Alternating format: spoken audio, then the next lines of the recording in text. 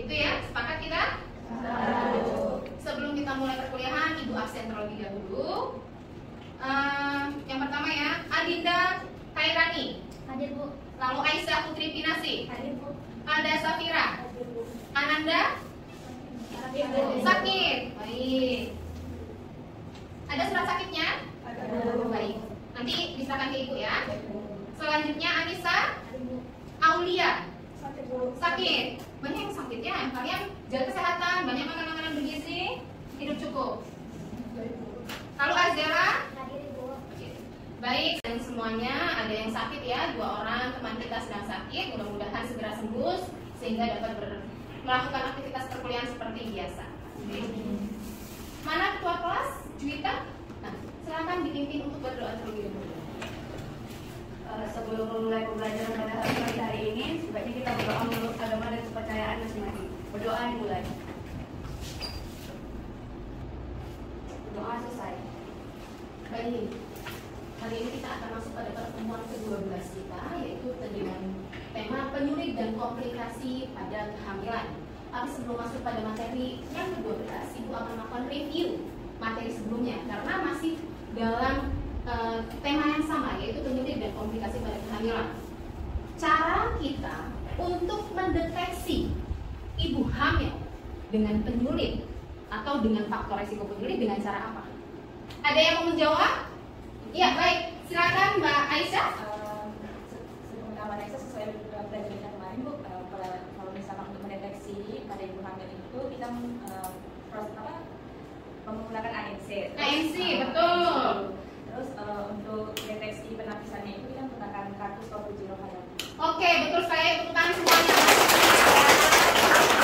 Selanjutnya, berapa kali ibu hamil menurut anjuran Kemenkes melakukan ANC? Ayo, silakan. Ya, silakan Alga. 6 kali, Bu. 6 kali. Pada trimester berapa saja? Trimester 1 sekali, trimester 2 2 kali, dan trimester 3 3 kali. Benar sekali, Alga. Baik, jadi masih ingat ya, satu lagi yang Ibu mau review materi kemarin. Penyakit apa saja yang memperberat kehamilan? Siapa? Angkatan? Silakan Kia. Jadi Bu, mereview materi yang kemarin itu ada beberapa penyakit yang dapat mempersulit atau menambah berat pada kehamilan. Yang pertama itu ada penyakit jantung, Betul. kemudian ada penyakit TB paru, kemudian ada asma, diabetes, dan juga penyakit ginjal. Mantap, 5-5-nya disebutkan. Baik, berarti pelajaran yang kemarin semuanya, mudah-mudahan semuanya paham, masih ingat. Kita akan lanjut ke materi yang hari ini, yaitu penyulit dan komplikasi kehamilan pada tiap semester. Nah, sebelumnya Ibu akan memberikan kalimat motivasi terlebih dahulu pada kalian. Yang pertama tidak ada kata terlambat untuk belajar. Dan perubahan itu terjadi karena kita mau belajar. Jadi tidak ada kata terlambat. Misalnya kemarin kalian tidak paham materinya, nggak masalah. Kalian tetap belajar. Kalian insya Allah akan merubah yang dari tidak tahu menjadi tahu. Sepakat ya? Sepakat. Baik. Kita masuk ke capaian pembelajaran. Hari ini tujuannya yaitu mahasiswa mampu memecahkan masalah dalam pelayanan asuhan kebidanan sesuai dengan kompetensi. Jadi kita punya kewenangan sebagai seorang bidan dan kita harus tahu kewenangan kita sampai sejauh mana. Lalu kewenangan yang berbasis dengan bukti ilmiah. Nanti juga kewenangan kita harus didukung dengan evidence base. Nggak boleh kita melakukan sesuatu itu berdasarkan katanya. Jadi harus berdasarkan evidence base yang dipercaya, gitu ya. Jadi tidak semua evidence base itu atau penelitian seseorang itu bisa kalian percaya. Makanya harus kalian kaji dulu dan kalian kritisi dulu. Lalu di sini capaian pembelajaran atau CPMK-nya yaitu mahasiswa mampu memahami faktor-faktor yang mempengaruhi kehamilan atau perubahan dalam adaptasi fisik maupun psikologis, gitu ya. Selanjutnya, silakan kita akan melakukan pretest terlebih dahulu. Dikeluarkan dulu handphonenya. Ada yang tidak bawa handphone? Bawa handphone semua ya. Baik, silakan di scan dulu QR code-nya. Ibu beri waktu selama 5 menit. Silakan di scan, dikerjakan masing-masing. Ya, melakukan pretestnya? Sudah, Bu. Soalnya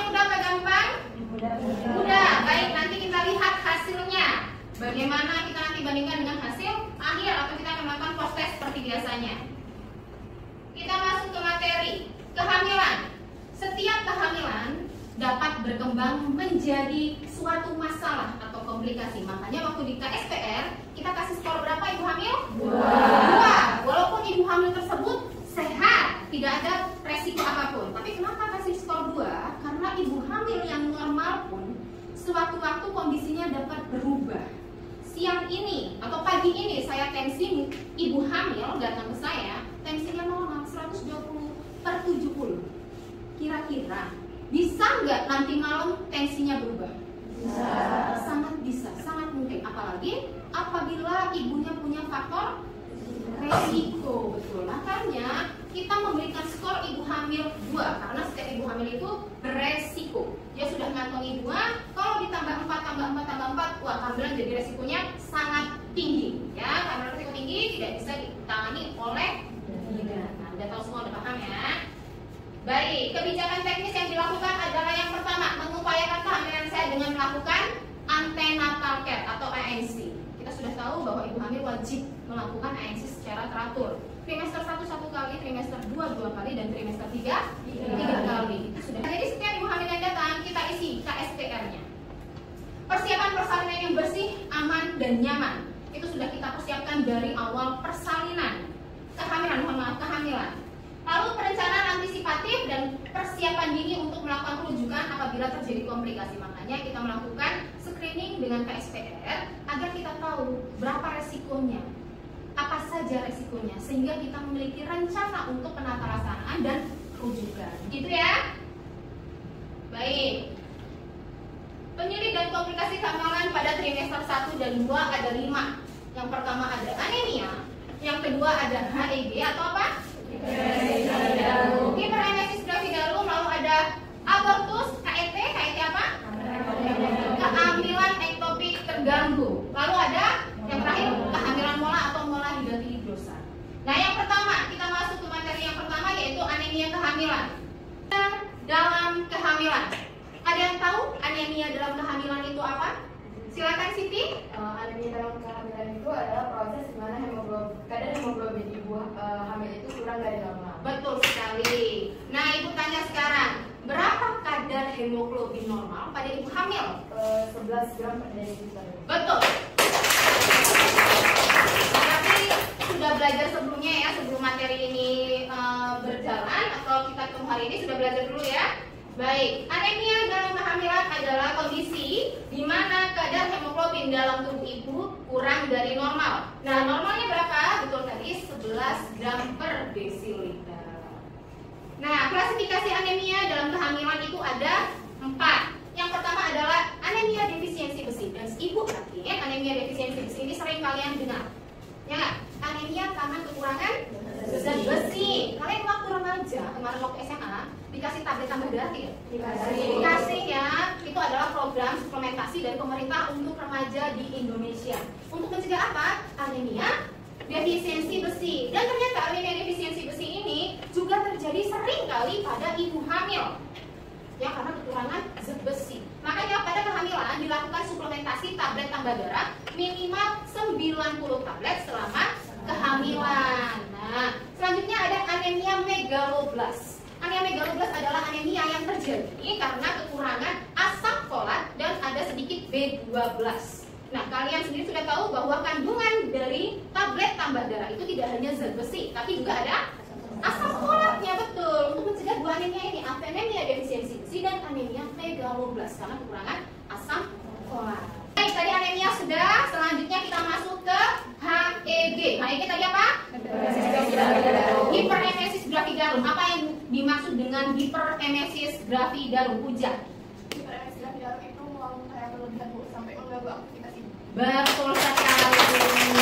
Kalau sangat bangga sama kelas ini, mantap ya jawabannya. Tidak ada yang meleset, mantap ya. HEG adalah hiperemesis gravidarum, di mana terjadinya mual muntah yang berlebihan sehingga mengganggu aktivitas ibu, gitu ya. Nah, inilah penjelasannya. Tingkatan mual dan muntah itu dimulai dari morning sickness atau mual muntah yang terjadi hanya pada pagi hari. Mual muntahnya hanya pada pagi hari, tidak mengganggu aktivitas, intensitasnya juga tidak berlebihan. Itu morning sickness. Lalu ada lagi, yaitu emesis gravidarum atau mual muntah yang terjadi selama kehamilan.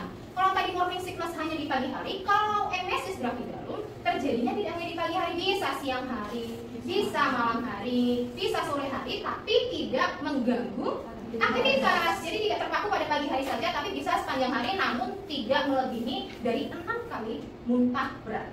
Ya. Selanjutnya baru ada hiperemesis gravidarum. Nah, hiperemesis gravidarum ini yang tadi sudah jawab ya, bahwa mual muntah yang berlebihan sehingga mengganggu aktivitas sehari-hari. Lalu bagaimana hiperemesis gravidarum itu bisa terjadi? Hiperemesis gravidarum itu bisa terjadi karena adanya, beberapa ahli menyatakan bahwa adanya pengaruh hormon saat hamil. Itu mempengaruhi hormon apa saja yang mempengaruhi hiperemesis, yaitu estrogen dan progesteron. Karena kita seperti kita tahu bahwa saat masa hamil terjadi lonjakan hormon progesteron dan estrogen yang sangat tinggi. Jadi setiap dosen itu diwajibkan melakukan penelitian, pengabdian, dan pengajaran. Ini merupakan tugas dosen ya. Dan saya pernah melakukan penelitian, ini sudah penelitian tahun ke-5 saya, meneliti tentang mual dan muntah. Jadi dari hasil penelitian saya tahun 2022 dengan judul Pericardium Acupressure to Reduce Nausea and Vomiting for Pregnant Women. Dari hasil penelitian ini didapatkan rata-rata frekuensi mual dan muntah sebelum diberikan acupressure pada titik P6 adalah sebesar 2,5, dan sesudah diberikan acupressure pada titik P6 terjadi penurunan. Jadi tadi ya ada pengobatan ya, pengobatan farmakologis dan non farmakologis. Jadi Ibu Septi melakukan penelitian yang non farmakologis, yaitu melakukan acupressure pada titik P6. Nah, titik P6 ini disinyalir dapat menurunkan tingkat mual dan muntah. Lalu Ibu Septi melakukan penelitian dan hasilnya memang terdapat penurunan pada ibu hamil yang dilakukan acupressure pada titik P6. Nah, karena titik P6 ini mudah dilakukan, jadi semua ibu hamil bisa melakukan dengan cara apa? Kita dari telapak tangan, ada 3 jari kita ya, kita letakkan di sini. Lalu kita ambil di tengah-tengah di bawah 3 jari, kita tekan. Boleh memutar atau boleh kita tekan saja. Tekannya sampai sepertiga kuku kita masuk ke dalam. Ya, ini adalah titik P6. Fungsinya apa? Untuk mengurangi mual dan muntah. Ya mungkin tidak bisa mengobati karena mual muntah kan terjadi tadi ya, faktornya banyak. Hormonal bisa, stres bisa. Jadi ini paling tidak akan mengurangi. Ya. Jadi ini dilakukan setiap hari selama 3 hari. Karena melakukan penekanan pada titik ini cukup berarti ibunya harus duduk ya enggak, lalu ditekan. Makanya pada tahun selanjutnya Bu Septi melakukan penelitian tentang bracelet nausea untuk mual muntah dalam kehamilan. Ini penelitian lanjutan ibu. Ibu membuat suatu gelang. Jadi ibu hamil bisa tetap beraktivitas sambil dia tetap dilakukan acupressure. Jadi memudahkan ibu hamil tetap melakukan aktivitas. Kalau misalnya ibu yang menekan seperti ini berarti kan 2 tangannya terpakai. Ya enggak? Dia mau aktivitas tentu susah. Makanya Bu Septi bikin gelang. Jadi gelangnya nanti dipakai oleh ibu hamil seperti ini dan dia akan menekan. Nah, jadi ibu hamil bisa melakukan aktivitas seperti biasanya. Jadi bisa sambil masak, bisa sambil nonton TV, atau bisa sambil tiduran main handphone seperti itu. Jadi memudahkan. Dan hasil penelitian ini juga didapatkan hasil bahwa rata-rata frekuensi mual dan muntah sebelum diberikan acupressure dengan bracelet nausea yaitu sebesar 2,25 dan sudah diberikan menjadi menurun yaitu 1,8. Jadi lumayan jauh. Ya, mungkin karena kalau pakai, jadi perbandingan antara penelitian yang menggunakan tangan dan penelitian yang menggunakan bracelet itu agak lumayan jauh ya. Lebih efektif yang menggunakan bracelet ya atau menggunakan gelang. Kenapa? Mungkin kalau menggunakan tangan, jadi ibunya agak kadang menekan, kadang tekanannya juga kurang ya. Tapi kalau pakai gelang kita bisa setel. Jadi gelangnya enggak ngangkat-ngangkat karena kita di sini kita adjust, kita sesuaikan dengan lingkar tangan ibunya seperti itu. Ya, jadi berdasarkan penelitian bahwa penekanan pada titik P6 itu dapat mengurangi mual dan muntah. Ini kita bisa terapkan kalau nanti kita praktik di PMB atau klinik masing-masing. Kita bisa ajarkan kepada ibu hamil dalam mengurangi mual muntah tidak harus menggunakan obat-obatan atau terapi farmakologis, tapi kita bisa berikan juga dengan terapi non farmakologis yang tidak berbahaya atau tidak memiliki efek yang lebih berbahaya dari terapi farmakologis. Sudah jelas? Ada yang mau ditanyakan atau didiskusikan? Tidak cukup? Baik.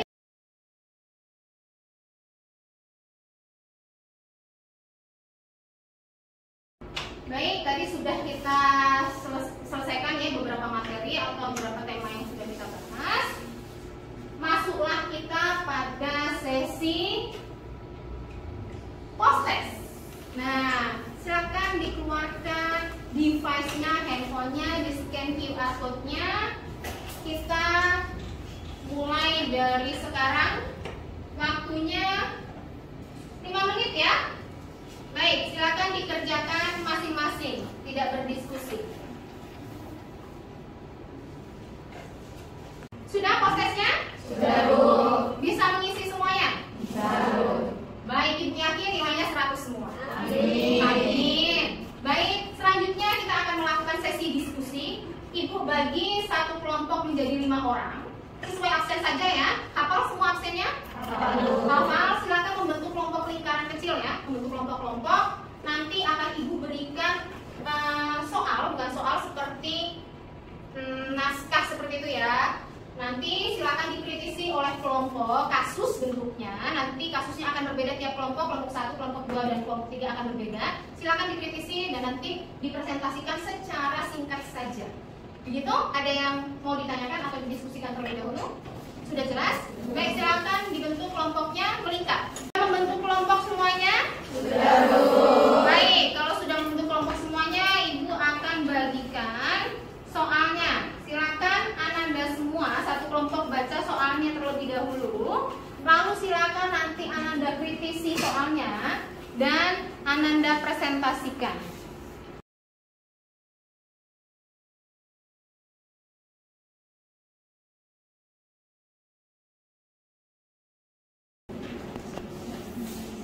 Ini ya. Silakan Ibu berikan waktu 10 menit, cukup tidak? Cukup? Untuk berdiskusi dengan kelompok masing-masing. Selanjutnya silakan Ananda presentasikan ke depan per kelompok. Siap ya? Baik, 10 menit dari sekarang. Kelompok 1.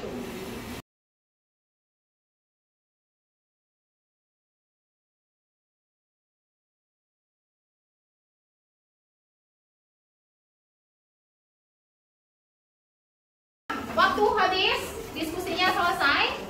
Jadi sudah siap untuk mempresentasikan hasil dari diskusinya? Sudah ya? Baik, berarti nanti kelompok 1 maju ke depan mempresentasikan hasil dari diskusinya. Waktunya tidak lama, singkat saja ya. Hasil diskusinya saja. Lalu nanti kelompok yang lain boleh mengkritisi atau boleh bertanya. Seperti itu? Sepakat? Sepakat. Baik, kelompok 1 silakan maju ke depan.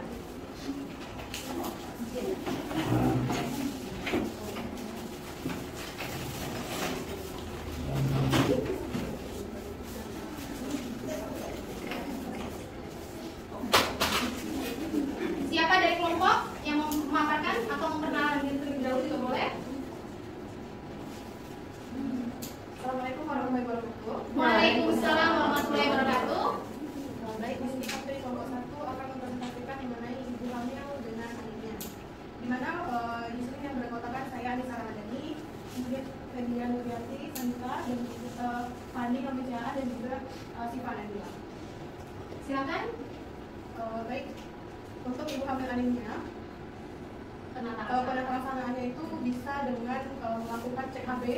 Itu bisa dilakukan pada kunjungan antenatal care Pada trimester berapa? pada semester 1, semester 3. Lalu bisa juga dengan melakukan fortifikasi makanan zat besi. Lalu juga bisa dengan rutin meminum tablet FE selama kehamilan. Oke, ada lagi? Baik, terima kasih kelompok 1. Selanjutnya ada dari kelompok lain mungkin yang mau menambahkan. Oke, Christina silakan. Izin menjawab dengan mengonsumsi makanan daging merah, makan sayur-sayuran, dan mengonsumsi vitamin C, Bu. Baik, betul sekali. Jadi selama hamil, ibu hamil tidak hanya harus wajib mengonsumsi tablet tambah darah, tapi dari asupan makanan sehari-hari juga harus ditingkatkan.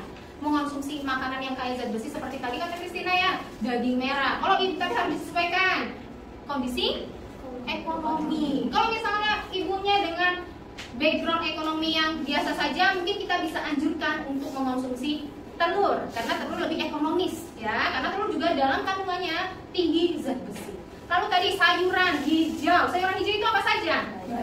Bayam, kangkung, sawi, banyak ya. Jadi sayuran hijau itu harus kita anjurkan untuk dikonsumsi. Selanjutnya ada makanan yang dapat meningkatkan atau mempercepat proses penyerapan dari tablet zat besi. Tadi ada buah apa saja? Buah bin itu kaya zat besi. Buah bin itu tinggi sekali zat besinya. Tapi buah bin itu rasanya agak sedikit hambar atau sepat-sepat gitu ya. Lalu kalau untuk mempercepat proses penyerapannya, buah apa? Jeruk, jambu biji, ada pepaya, ada tomat. Jadi buah-buahnya tidak harus yang mahal-mahal. Yang biasanya ditemukan di pasar juga bagus. Ya, oke, kita berikan aplaus dulu untuk kelompok 1. Baik, tadi kita sudah melihat penampilan dari kelompok 1. Selanjutnya kita tampilkan kelompok 2. Silakan kelompok 2 untuk maju ke depan. Baik, sebelumnya perkenalkan, saya Siti Marhama. Saya Syarah Lisa, Saya Miranda Aulia, saya Mama Sandea, saya Rina Putri, saya Chelsea Sambil. Terima kasih. Penata laksanaan yang dapat dilakukan pada ibu hamil dengan keluhan hiperemesis gravidarum, yaitu yang pertama yaitu memberikan pengetahuan kepada ibu untuk mengurangi makanan yang terlalu berminyak, terlalu bersantan, terlalu panas dan terlalu dingin. Kemudian memberikan ibu asuhan yaitu kalau bangun tidur jangan langsung berdiri. Kemudian konsumsi permen min setelah habis makan untuk mengurangi mual dan muntah. Kemudian yaitu melakukan acupressure kepada ibu. Baik. Jadi dari kelompok 2 tadi ibu itu ya luruskan bukan hiperemesis, karena kalau sudah hiperemesis bukan lagi kewenangan kita, tapi emesis gravidarum, betul. Kalau hiperemesis harus kita rujuk. Berarti kalau ini masih emesis gravidarum. Sesuai soalnya tadi emesis. Mungkin Siti perpasan. Ya baik. Emesis gravidarum tadi berdasarkan hasil diskusi dari kelompok 2, penata laksanaan emesis gravidarum sesuai dengan kewenangan bidan ada 4 ya. 4. Ada lagi mungkin dari teman-teman yang menambahkan. Baik, silakan. Tambahan dari kelompok kami. Ya Radila, silakan. Kami menambahkan memberikan peringkat tentang kehamilan dan persalinan sebagai suatu proses yang fisiologis. Betul. Jadi kita sebagai seorang bidan harus menjelaskan kepada ibu hamil bahwa kehamilan dan persalinan merupakan proses yang fisiologis. Jadi salah satu efek dari kehamilan yaitu mual muntah. Jadi itu juga merupakan hal yang fisiologis. Jadi jangan sampai ibunya berpikiran bahwa kalau mual muntah itu sudah mengarah kepada patologis, terlalu cemas sehingga dari emesis gravidarum bisa meningkat menjadi hiperemesis gravidarum. Betul sekali. Terima kasih Radila, aplaus. Ada lagi yang mau menambahkan? Ya silakan Indah. Tambahan dari kelompok kami itu menganjurkan ibu makan porsi sedikit tapi sering. Betul. Jadi menganjurkan ibu hamil untuk makan dalam porsi yang sedikit tapi sering. Alhamdulillah diskusi kita tadi berjalan dengan baik. Semuanya aktif. Ibu sangat mengapresiasi sekali keaktifan kalian dalam mengikuti kelas ini atau kelas ibu ya. Baik, selanjutnya silakan di foto boleh atau ditulis juga boleh tugasnya. Silakan buatlah kelompok. Tadi kelompoknya sudah dibuat ya. Kelompoknya seperti kelompok yang tadi. Lalu lakukan studi kasus. Jadi silakan cari kasus sesuai dengan kelompok. Kelompok 1 anemia. Tadi sudah dapat anemia. Tapi ibu minta nanti kelompok ini buatkan pencegahannya, lalu penata laksanaannya dan penanganannya sesuai dengan kewenangan bidan dan tindakan rujukan apabila terjadi komplikasi atau hal yang kita sudah lakukan tidak efektif atau tidak mengurangi dari gejala yang ibu lakukan. Jelas di sini? Dibikin seperti laporan saja, diketik seperti biasa, nanti dikumpulkan besok pagi. Setuju? Setuju. Saya.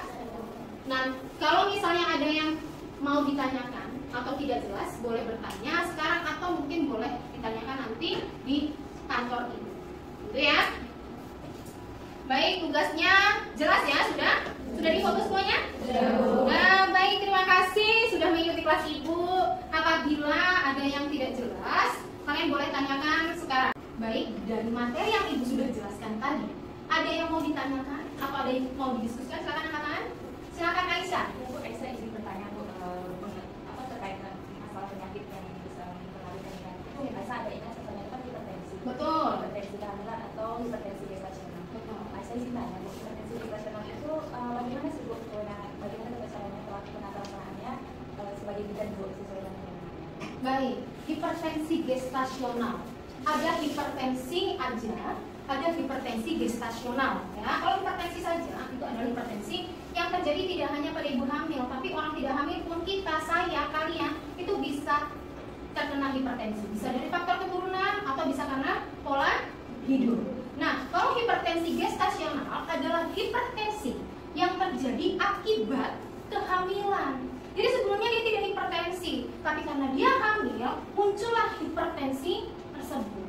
Nah, hipertensi kehamilan ini bagaimana kewenangan bidan? Bidan hanya diberikan kewenangan secara fisiologis atau normal. Jadi kalau masih hipertensi dalam kehamilan belum ditemukan dengan penanda atau penyulit lain, kita masih dapat memberikan dengan cara apa? Melakukan pengecekan secara rutin. Kita pastikan apa saja tekanan darahnya, lalu udema, apalagi sini pernafasan. Pernafasan ibu juga kita harus cek. Nah, pernafasan itu juga ada hubungannya dengan hipertensi. Semakin tinggi tensi seseorang, semakin cepat pernafasannya. Ya, jadi kalau ada tanda-tanda ibu hamil atau pernafasannya cepat terus, kita cek tensi. Sudah jelas tadi penjelasan ibu? Sudah paham ya? Yang lain juga ya? Ada yang mau ditanyakan lagi? Cukup? Cukup. Baik, ibu yang bertanya tentang materi hari ini. Ya.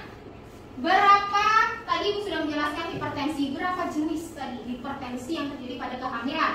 Angkat tangan. Alda, silakan. Jenis hipertensi dalam kehamilan itu ada 5 Bu. Hipertensi esensial, hipertensi kronik, hipertensi gestasional, terus ada preeklamsi sama eklamsi. Betul sekali. Dengar suara Alda ya, sampai ke ujung. Dengar. Selanjutnya, ibu mau tanya, apa yang dimaksud dengan abortus? Silakan dia. Abortus adalah pengeluaran hasil konsepsi yang dimana usianya kurang dari 20 minggu. Benar sekali. Proses pengeluaran hasil konsepsi sebelum usia kehamilan lebih dari 20 minggu. Satu lagi pertanyaan terakhir. Apa yang dimaksud dengan mulahidati dosa? Hamil anggur. Betul sekali. Baik, kayaknya udah paham semua materi hari ini. Jadi silakan nanti tugasnya dikerjakan secara berkelompok. Ibu mohon semuanya untuk aktif dalam melakukan atau mengerjakan diskusi kelompoknya. Kita akan bertemu lagi pada pertemuan ke-13 di minggu depan, hari yang sama, jam yang sama. Semoga Anda semua dalam kondisi sehat, tidak kekurangan satu apapun, dan semoga tadi teman kita Dinda ya, Dinda yang tidak berangkat, semoga nanti di pertemuan selanjutnya bisa berangkat dari sana. Ada lagi yang mau ditanyakan? Cukup? Baik, kalau cukup sekiranya ya pertemuan hari ini kita akhiri dengan baca lafaz hamdalah. Alhamdulillah. Ibu akhiri wabillahi taufiq wal hidayah. Wassalamualaikum warahmatullahi wabarakatuh.